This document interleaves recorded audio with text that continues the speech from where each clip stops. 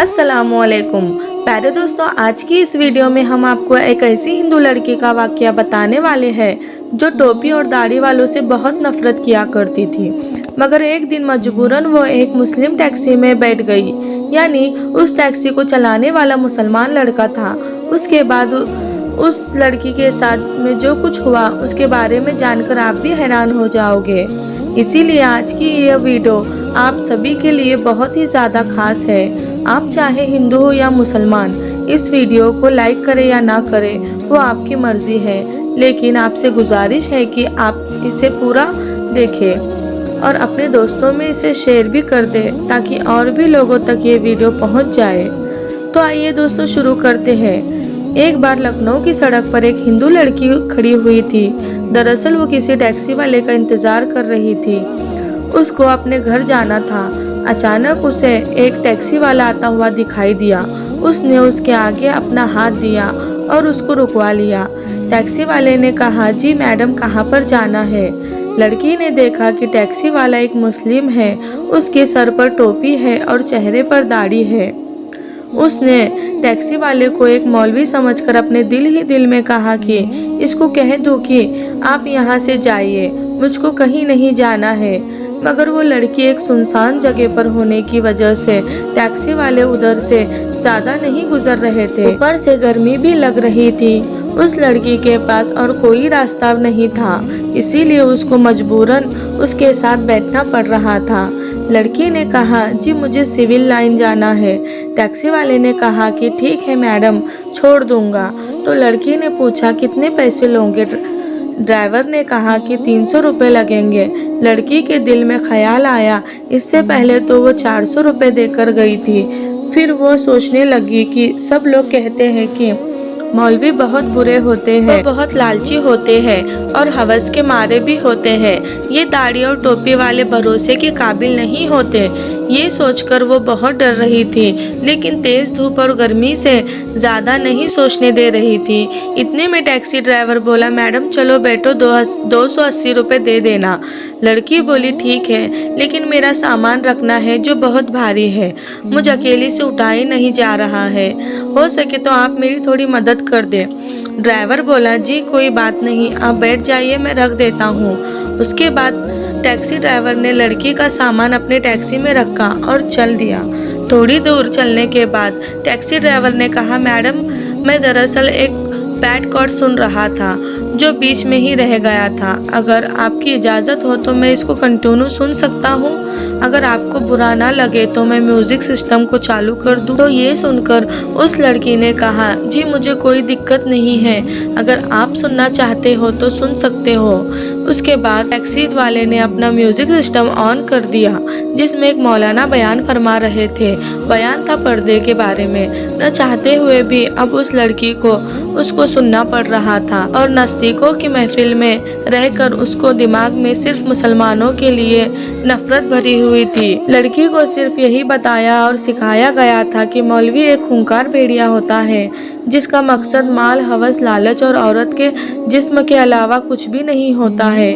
मजहब और धर्म के नाम पर सिर्फ पैसे कमाना ही उसका पेशा होता है। मगर अब ये लड़की एक मुस्लिम की टैक्सी में बैठी हुई है और न चाहते हुए भी एक मौलवी का बयान सुन रही है। और उस बयान में एक मौलवी साहब एक ज़ोरदार आवाज़ में गरज रहे हैं और कह रहे हैं कि पर्दा अल्लाह का हुक्म है। पर्दा एक औरत के जिस्म का प्रोटेक्शन है।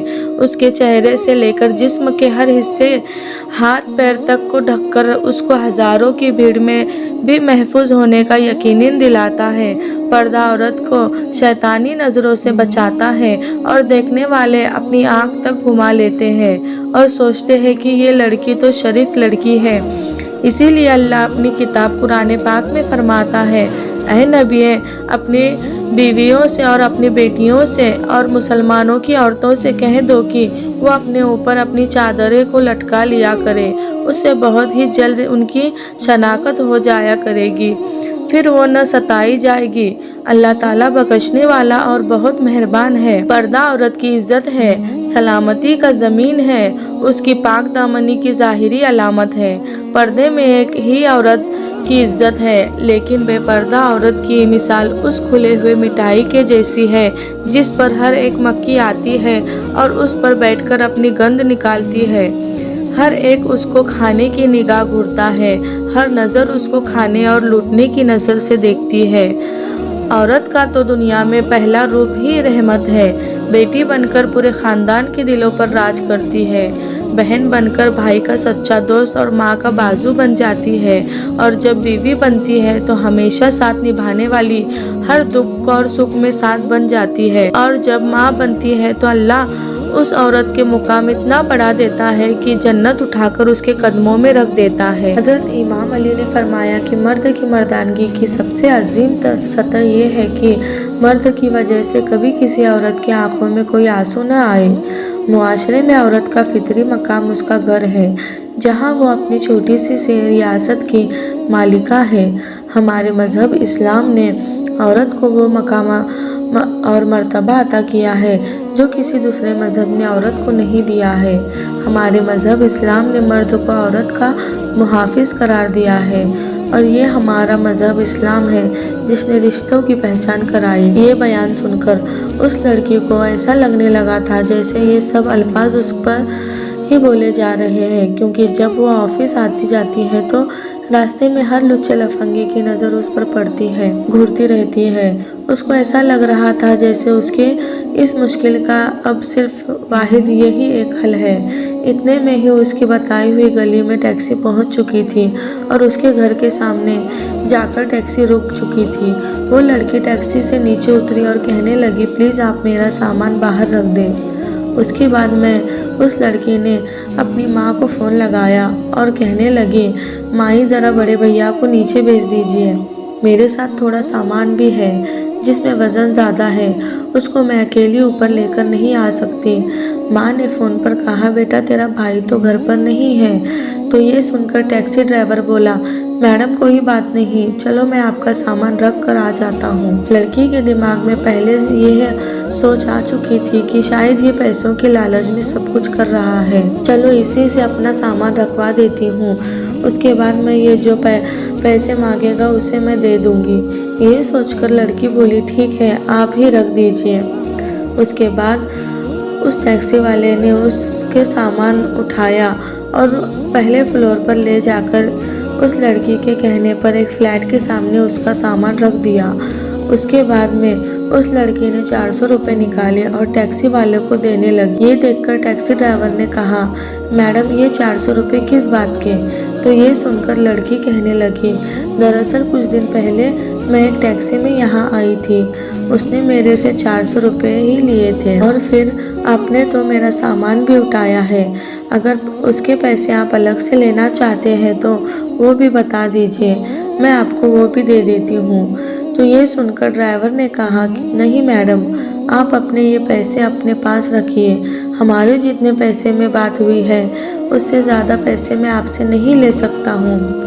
और बात रही आपके सामान उठाने की, तो मैंने ये पैसों के लिए नहीं किया है, बल्कि हमारा दीन हमें यही सिखाता है और हमें दूसरे लोगों से भी हमदर्दी का दर्स कर देता है।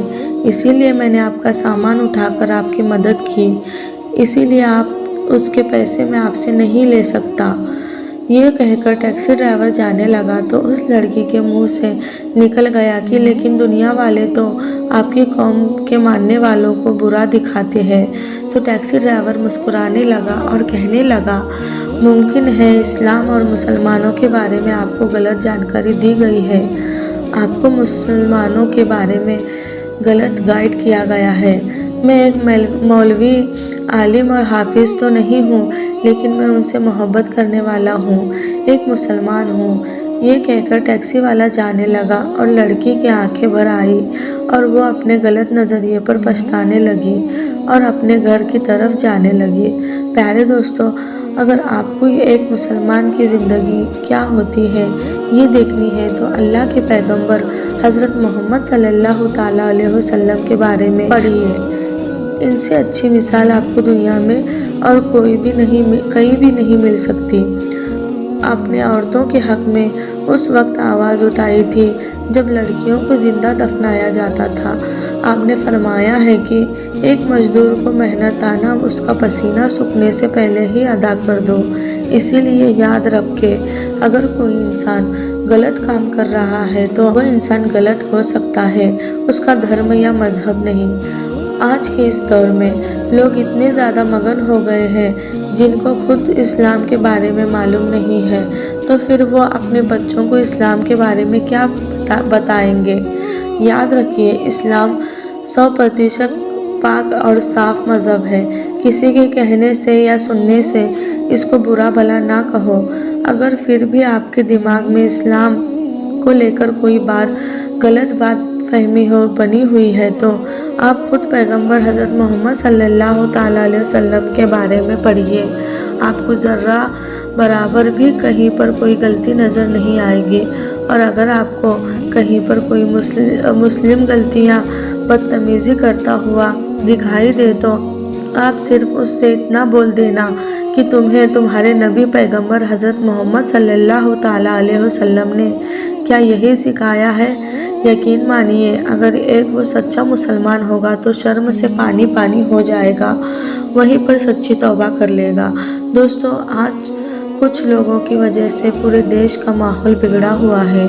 जगह जगह पर लोग हिंदू मुसलमान कर रहे हैं, जगह जगह पर दंगे फसाद हो रहे हैं। हाल ही में उम्मीद है आप ये समझ गए होंगे कि ना तो सारे हिंदू बुरे होते हैं और ना ही सारे मुसलमान बुरे होते हैं। सिर्फ कुछ लोग बुरे हैं जो अपने फ़ायदे के लिए ऐसा कराते हैं।